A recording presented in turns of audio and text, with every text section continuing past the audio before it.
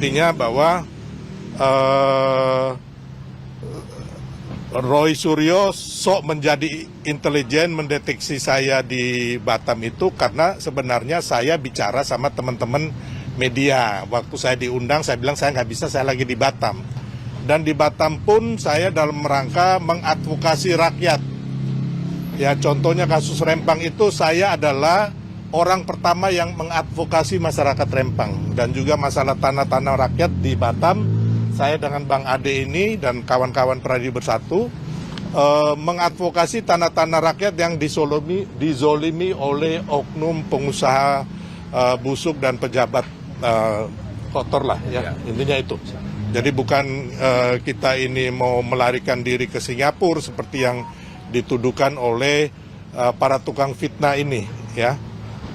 Terus yang saya mau jawab juga mengenai urusan hukum saya dengan Pak Yusuf Kalla, itu sudah selesai dengan ada perdamaian. Bahkan saya beberapa kali, ada 2 kali, 3 kali bertemu dengan Pak Yusuf Kalla dan hubungan kami sangat baik.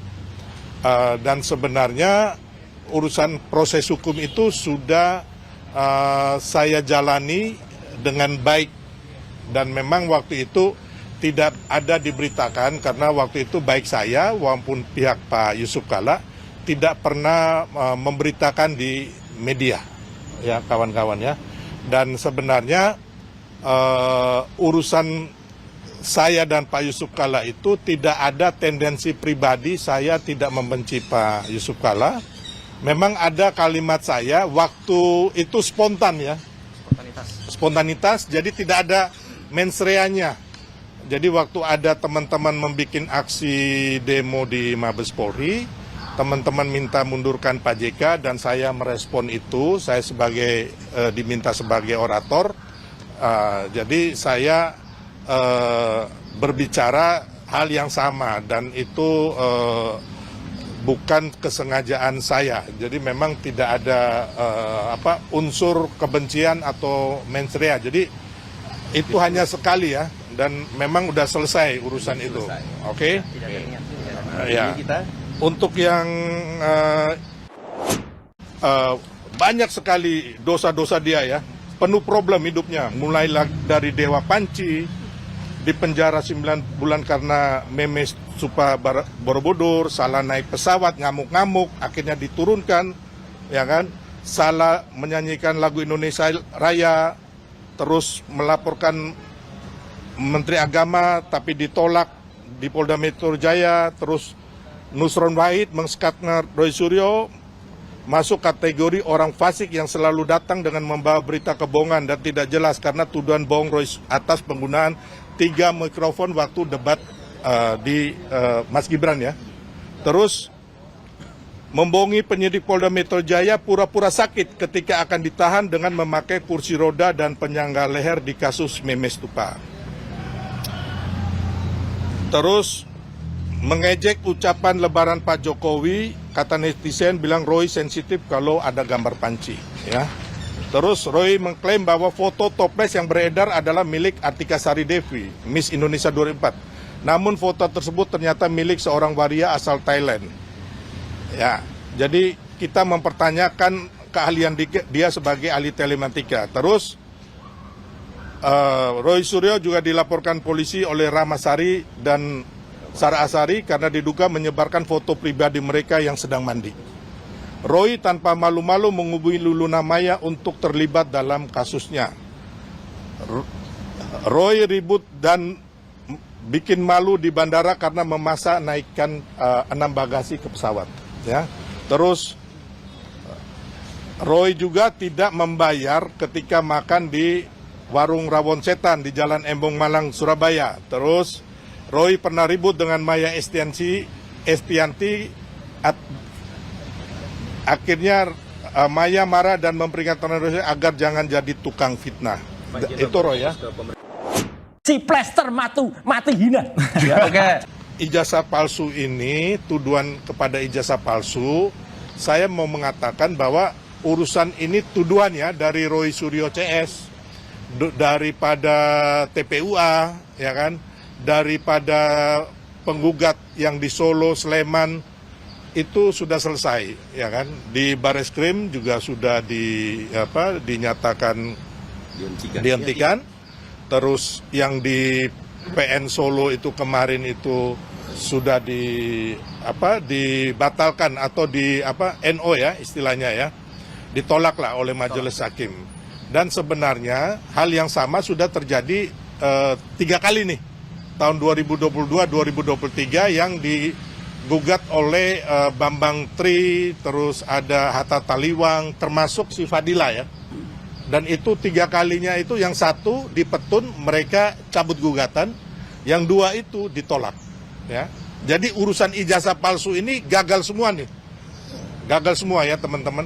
Yang ada sekarang ya kan, yang akan terjadi seperti tuduhan Bambang Tri dan Gus Nur kira-kira tahun 2023 juga, yang mengatakan bahwa ijazah Pak Jokowi palsu dan mereka membikinnya di podcastnya Gus Nur dan mengambil kitab suci di atas kepala bersumpah mubahala yang mengatakan bahwa ijazah Pak Jokowi palsu. Dan ini akhirnya majelis hakim, kalau nggak salah pengadilan negeri sebentar ya, bukan, jadi pengadilan negeri Blora ya, Gus Nur dan Bambang Tri sudah dihukum ya, vonisnya mungkin 3 tahun apa 6 tahun saya lupa. Jadi memang 6 tahun ya. Jadi intinya bahwa mengenai isu tuduhan ijazah palsu ini tidak terbukti, bahkan akhirnya mereka ya kan dipidana oleh hukum karena menyebarkan berita bohong. Ya, sama seperti yang sekarang kita lihat teman-teman, saat ini sudah naik penyidikan di Polda Metro Jaya dan sudah banyak oleh Polda Metro Jaya termasuk kami dimintai keterangan saksi-saksi baik di Jakarta, di Solo, di Yogyakarta, termasuk bukti-bukti lainnya, bukti-bukti petunjuk lainnya, dan mungkin saksi ahli juga sudah diperiksa.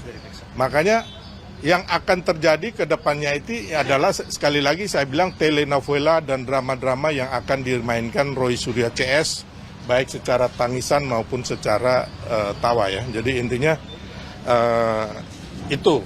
Terus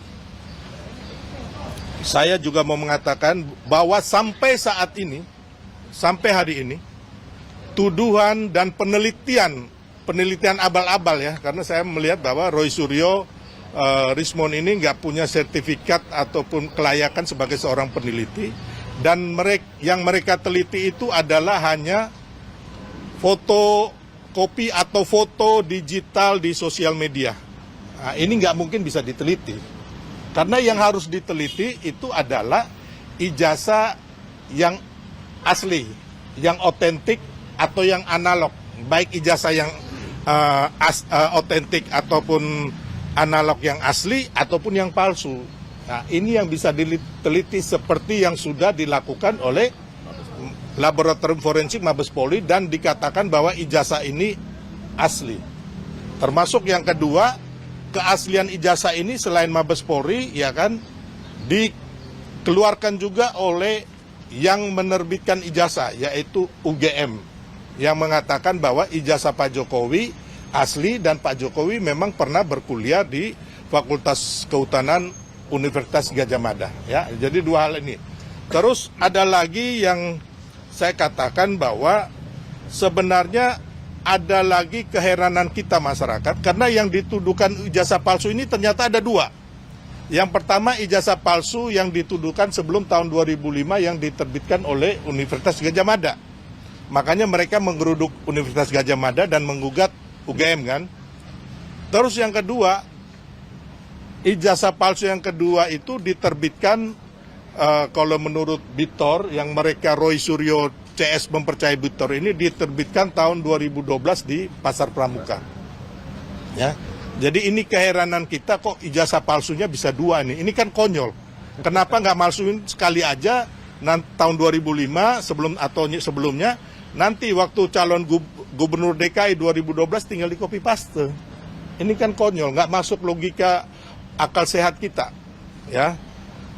Terus saya juga mau mengatakan bahwa hati-hati kepada masyarakat bahwa ini omong kosong semuanya, baik pemaksulan maupun isu ijazah palsu yang sekarang dikatakan diakui sendiri oleh Fadila bahwa ini adalah satu paket, ya. Jadi baik isu ijazah palsu ini tidak ada dasar-dasar hukumnya, yang membenarkan ini hanya narasi dan framing jahat aja. Yang kedua, mengenai pemaksulan Mas Gibran itu juga tidak ada dasar-dasarnya, karena dari 4 faktor yang dikatakan oleh mantan para purnawirawan itu, yang pertama adalah kelayakan. Sekarang kita lihat Mas Gibran layak. Kemarin Pak Prabowo ke luar negeri, Mas Gibran menjadi acting presiden, ya. Dan kita lihat Solo di bawah pemerintahan Mas Gibran ini berhasil, ya kan. Terus yang ketiga, kesalahan melanggar konstitusi. Di sini kita lihat tidak ada konstitusi yang dilanggar. Putusan MK nomor 90 itu sudah final and binding dan diajukan oleh anak-anak muda, sekitar 22 anak muda, tapi yang dikabulkan itu adalah dari saudara Almas, itu anak muda juga. Terus yang ketiga, putusan MK mengenai etika yang menghukum Pak Usman itu sudah dibatalkan oleh putusan petun yang diajukan oleh Pak Usman. Terus kalau memang ada kesalahan, kenapa waktu mulai kampanye, kenapa mereka tidak protes 0103? Harusnya kalau ada masalah ini mereka harusnya memboikot pemilu. Tapi akhirnya Ibu Mega malah mengatakan bahwa mampu mengalahkan Prabowo Gibran dalam satu putaran. Terus waktu Prabowo Gibran sudah dinyatakan menang oleh KPU, 01 dan 03 dengan begitu banyak pengacara-pengacara hebat melakukan gugatan dan kalah, ya. Dan terakhir ada lagi gugatan di petun dan juga yang ingin membatalkan kemenangan Prabowo Gibran oleh Pak Gayus Lumbun, itu pun gagal. Jadi yang saya bilang tadi, ini nggak ada nih masalah prasyarat pelanggaran konstitusi, nggak ada sama sekali. Yang ketiga, masalah isu Fufu Fafa. Sampai saat ini tidak ada pembuktian bahwa Fufu Fafa ini pemiliknya anak Mas Gibran. Jangan-jangan pemiliknya si Roy Panci, ya kan? Yang keempat, mengenai korupsi